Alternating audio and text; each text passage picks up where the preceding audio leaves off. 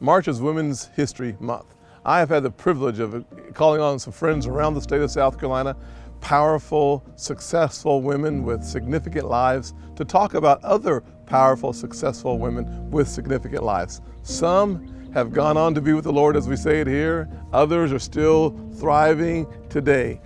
One of the things I think about, though, in the middle of this month of celebrating women is my mom, Frances Scott. I think to myself that had it not been for her sacrifice, her perseverance, her resilience, I would not be sitting here today. Well, thanks for being my role model for the last 55 years of my life, without question. I love a verse, Hebrews 11:1 says that faith is the substance of things hoped for. It's the evidence of things not seen. There's a lot of women out there who have hope for something that they have not seen.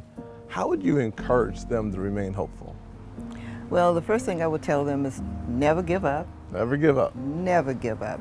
And when you start hoping or believing for something, sometimes it takes a while, or I would like to say it's a process. Yes. that it will come to pass. Yeah. So it's a process. So when I was nearly flunking out of school, you never gave up. Is that a good example? That's a very good example.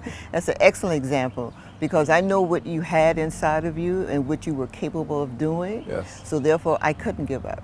That's really good advice for folks who have not yet seen the manifestation of what they're looking for. Yes. Sometimes the longer it takes for the manifestation to come, the sweeter it is when Yes. you see it. Yes, very true, very true, yes. Another question for you is, obviously you're the strongest woman I know, and I thank God for that. Who's the strongest woman that you know? The strongest woman I know is my mom, and she's deceased now. Yes. But she is, and still is to this day, the very strongest woman that I know. How come? Well, her faith, Yeah. her belief in me.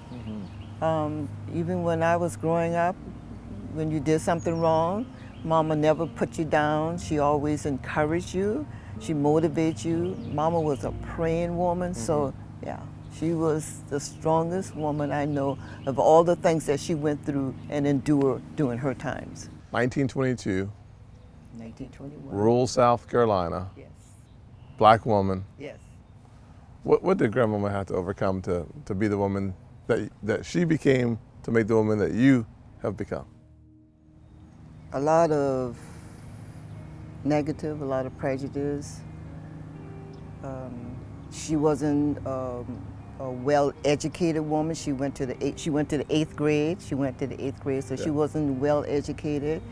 So just looking back, I never saw my mama complain about anything. And even though the struggles back then was totally different from what I came up in, and even this time, this era now, but I never heard them complain. She never complained. So to me, that made her strong. She was able to endure whatever came her way. Yes. And they were not rich people, they were very poor people, and they were very country people. So it's not like they were city people. They were very country, my mama had very little education, but you would think that she was highly educated, the way she carried herself, the way she spoke.